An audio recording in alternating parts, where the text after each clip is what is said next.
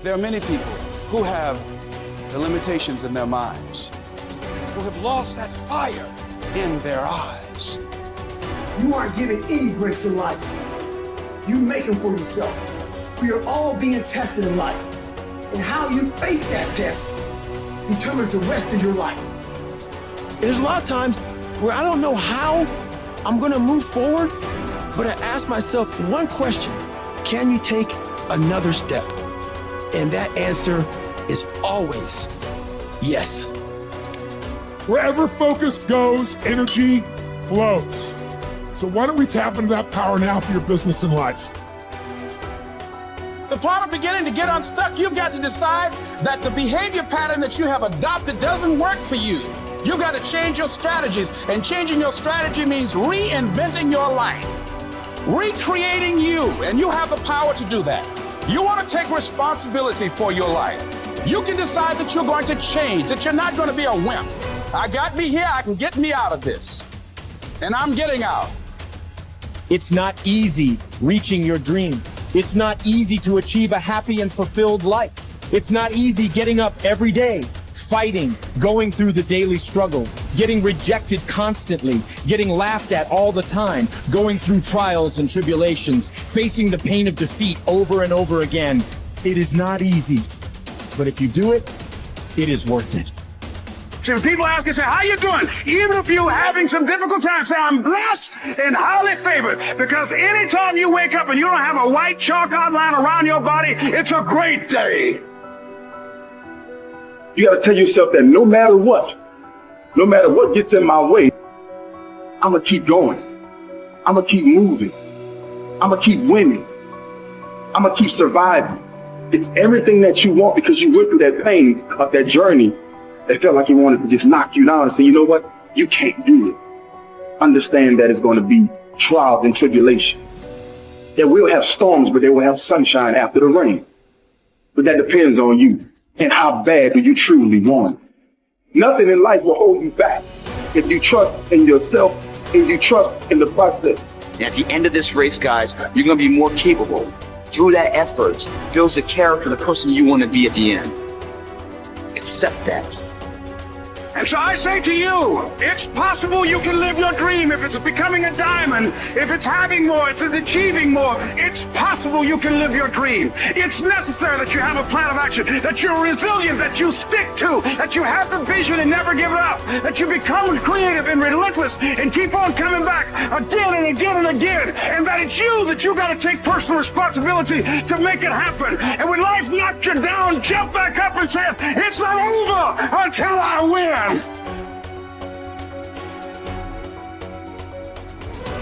What does success look like? What does it take? A human being has come with such open sense of possibilities. Those who are committed to being successful with whatever they're doing, one important aspect of their life that is what gets you across so many lines in our life, so many barriers in our life. This happened in your school, maybe later in your university, later in your work. It's happening to people, maybe not everyone, but to a whole lot of people. Their commitment to success is weak. They want to succeed. They will take 3 steps. Then something little interesting happens here. They will go away here. They will go away there. They will go away there. Hey, I want to live. Their commitment to success is weak.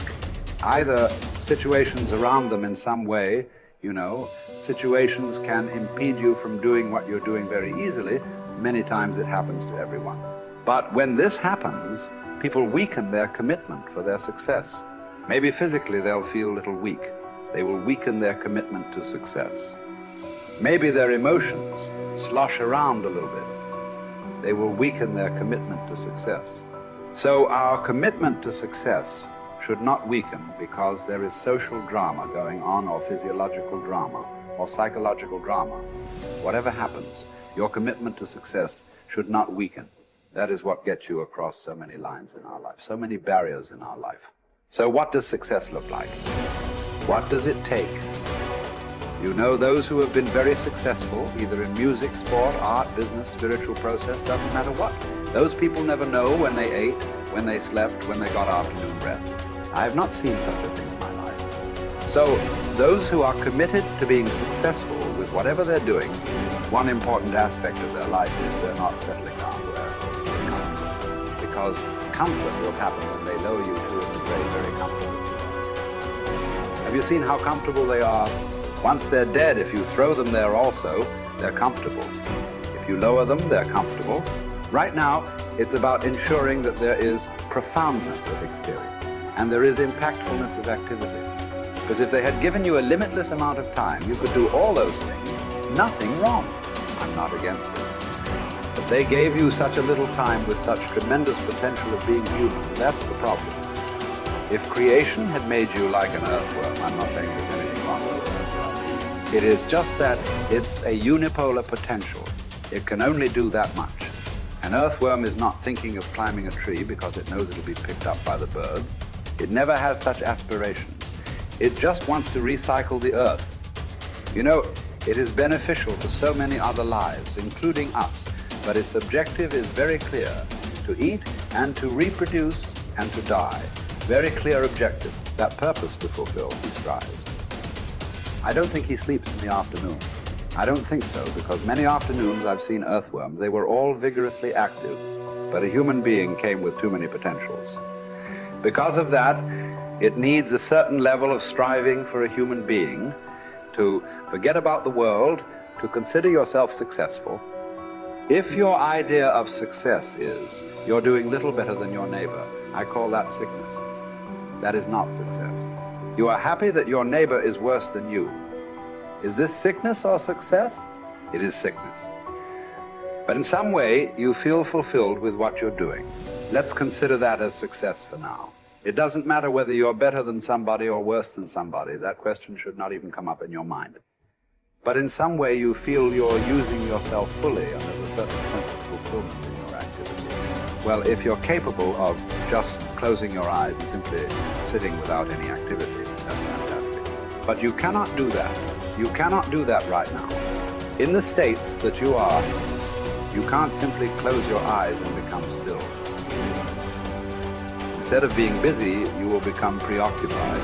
That doesn't mean you're improving, that means you're regressing in some way. The problem about this success is people always making judgments. I did this, I did that, maybe this didn't work, maybe this is a mistake, that's a mistake. There's no such thing in life. See, at one time you were a monkey, all right. Hey, this is not me, this is that Englishman, you know. Charles Darwin said you were all monkeys. At one time you were a monkey just a brief while ago. Was it a mistake that you committed? That you were a monkey? Or was it just a certain stage of evolution? Was it a mistake or was it just a certain stage of evolution? Similarly, since you were born, because as a human being, you're born largely unformed, unlike other creatures. Other creatures, if their food is taken care of, they know what to do with their life. Because human being has come with such open sense of possibilities. You come unformed. You don't come fixed. You have to fix yourself. Different people throw different types of balls at you.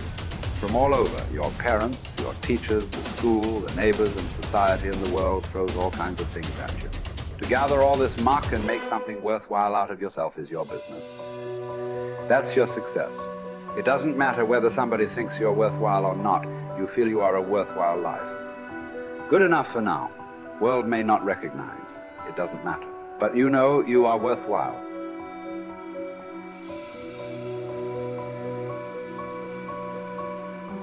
It's hard to say what the soul means metaphysically because, say beyond the confines of a single human being, we do have this sense that the soul can expand itself into something that's greater than it has been. It has this capacity for growth. And we do have the sense that the soul can expand itself to the point where it's enlightened, for lack of a better word, that it's working as efficiently as possible to transform everything that's unnecessarily painful and malevolent about the world into what's positive and good. And that it does that as a consequence of confronting the world with courage and truth. And I think that's right. And I do think that means that the soul participates in something eternal, which is the attempt of being itself to transform what's unnecessarily painful and malevolent into what's good, and that human beings actually do participate in that, and that that's part of the reason that our ancient tradition insists that we're made in the image of God. And I think that it's a mistake to underestimate the importance of that, because I don't think that you can live a life of sufficient profundity to protect yourself from being corrupted by suffering and malevolence without adopting a responsibility that's commensurate with that set of ideas. I think that you either orient yourself upward, to the star above the horizon, and try desperately to improve the structure of being, or you work at counter purposes to it and make things worse. I don't think there's a middle ground. In fact, to the degree there is a middle ground, it tilts towards the negative, because people who try to occupy the middle ground generally try to accrue the benefit, let's say, without adopting any of the risk. And that's not acceptable, not helpful. So that's a soul to me.